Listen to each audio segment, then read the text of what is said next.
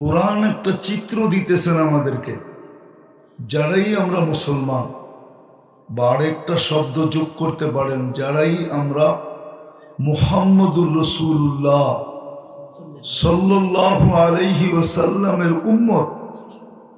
কোরআন আমাদের জন্য একটা চিত্র দিতেছে যে আমাদের এই 60-70 বৎসরের জীবনটা কেমন হবে, কিভাবে কাটবে।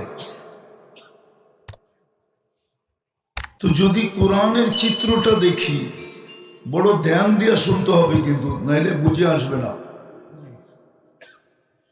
আর কোরআনও বলে ইদা কুরিয়াল কোরআন ফাস্তামিউ, এটা আল্লাহর আদেশ।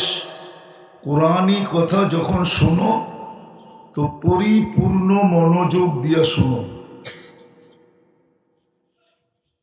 আরেকটা আল্লাহর আদেশ আছে ও আনসিতু, বিলকুল পরিবেশটাকে নিঝুম বানায় শোনো, তাইলেই তুমি পুরস্কারের অধিকারী হবে।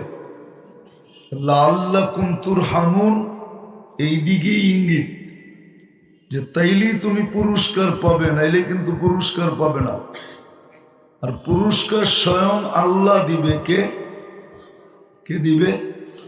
আল্লাহ। বিদায় মনোযোগ দিতে হবে। যিনি আমাদেরকে মুসলমান হিসাবে নির্বাচিত করলেন, যিনি আমাদেরকে উম্মতে মুহাম্মদী হিসাবে বাছাইকৃতভাবে নির্বাচিত করলেন, আমরা কিন্তু বাছাইকৃত, বাছাই বোঝেন?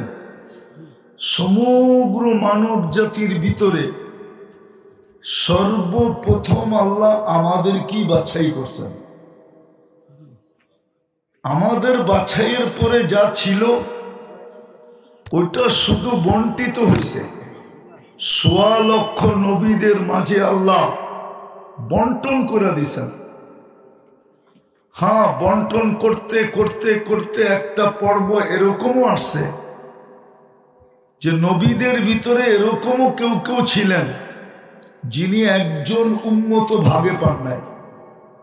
এই জন্য হাদিসে আছে ইয়াতি ইয়াউমাল কিয়ামাতি নাবিয়্যুন লাইসা মাহু আহাদ, কিয়ামতের দিন এমন নবী আসবে যিনার সাথে একজন উম্মত নাই।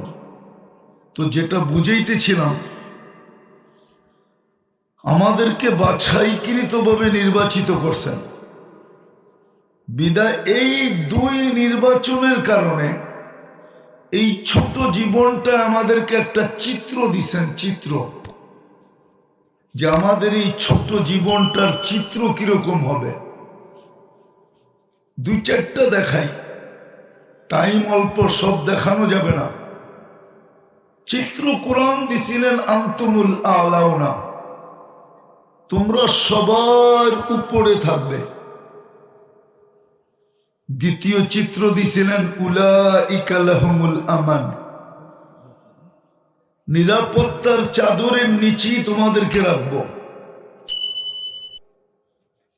রিজকান কারিমা, ক্লান্তিহীন রিজিক পাখির মতো আমি তোমাদেরকে পালবো। হায়াতান তাইয়্যিবা, তোমাদের পছন্দের জীবন হবে। ভালো মতে কিন্তু এদিকে পঞ্চম দেখাইতেছি, ইজ্জতের মালা তোমাদের গলায় থাকবে। ইন্নাল ইজ্জাতা লিল্লাহি ওয়া লিরাসূলিহি ওয়া লিল মুমিনিন। কিন্তু আজকে যদি আমি চিত্র দেখি, এটা তো বাস্তব চিত্র ছিল। যাদেরকেই আল্লাহ মুসলমান হিসাবে নির্বাচিত করছেন, যাদেরকে আল্লাহ উম্মতে মুহাম্মদী বানাইছেন, তাদেরকে এই ছোট জীবনটা কাটানোর একটা চিত্র দিছিলেন। ভালো মতে ধ্যান দিয়া কিন্তু চলে যেতে হবে, থাকার সুযোগ এখানে নাই। আবার পুঙ্খানুপুঙ্খানু যদি জবাবের সম্মুখীন হই, তাইলে প্রত্যেকটা শ্বাসের হিসাব দিতে হবে। বাঁচার কোনো সুযোগ নাই। যদি জিনিসটা সহজই হইতো, আখেরাতটা যদি সহজই হইতো, মৃত্যুর পরের জীবনটা যদি সহজ হইতো, তাহলে মুহাম্মদুর রাসূলুল্লাহকে কোনোদিন কাঁদাইতো না। উনি এই কথা কোনোদিন বলতেন না, সাইয়াবাতনি, আমাকে বুড়া বানায় দিছে, বুড়া।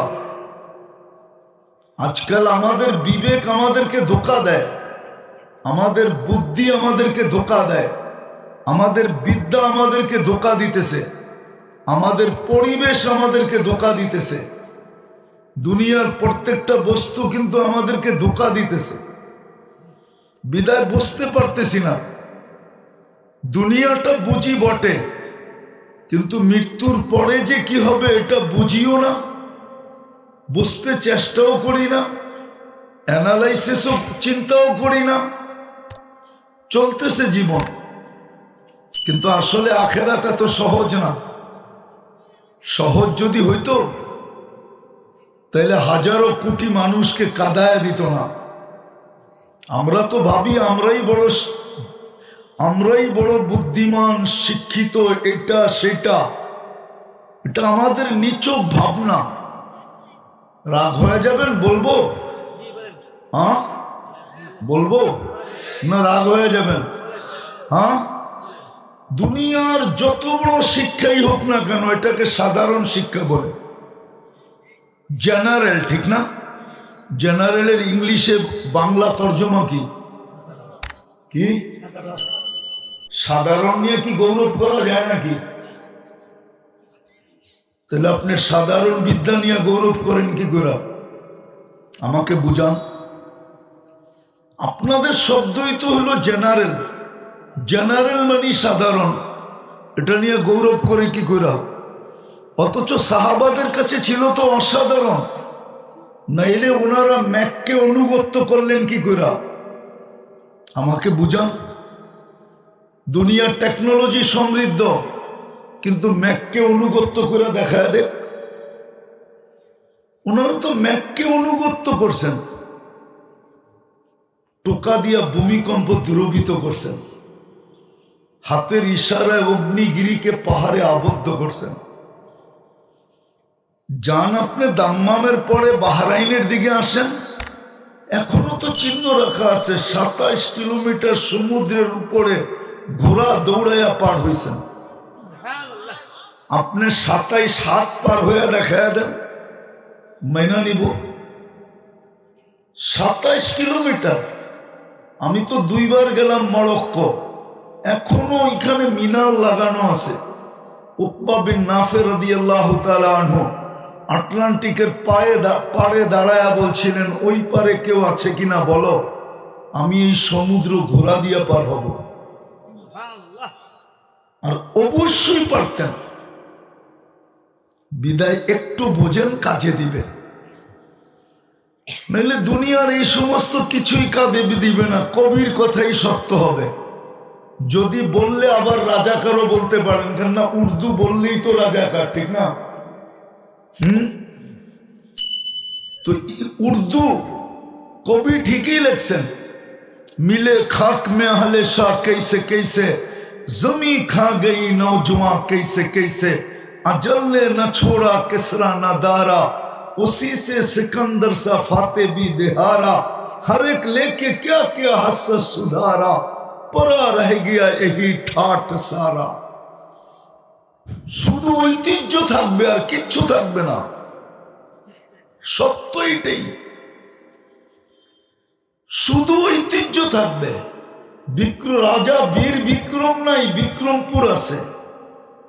বাওয়াল রাজা নাই, কিন্তু বাওয়ালের জমিন নিয়ে এখনো কেস আছে বসুন্ধরার সাথে, না নাই? কিন্তু বাওয়াল রাজা নাই। সত্য এটা, ঐতিহ্য থাকবে। এজন্য যেটা বুঝাইতে চাইতেছিলাম, একটু সময় 10-15 মিনিট বুঝাবো। যিনি আমাদেরকে মুসলমান আর উম্মতে মুহাম্মদী হিসাবে নির্বাচিত করছিলেন, উনি এই ছোট জীবনটা কাটানোর একটা চিত্র দিছিলেন। চিত্র ছোট একটা চিত্র দিছিলেন যে দুনিয়াতে সুখে তোমরাই থাকবে, দুনিয়াতে ইজ্জতের মালা তোমাদের গলায় থাকবে, দুনিয়ায় নিরাপদ তোমরাই থাকবে, দুনিয়ায় সবচেয়ে উঁচা তোমরাই থাকবে। পাখির মতো আমি তোমাদেরকে পালবো। কিসের মতো? পাখির মতো পালবো। এটা একটা মাদ্রাসার পেটে আমি বলতেছি, কামেল মাদ্রাসা। জিজ্ঞাসা করেন ওনাদেরকে। ওমর রাদিয়াল্লাহু তাআলা আনহুর জামানায় দুধ যখন বাচ্চা ছেড়ে দিত, মার দুধ, তখন বাচ্চার বাতা হইতো, বাতা দেওয়া হইতো। একদিন নামাজে খুব কান্না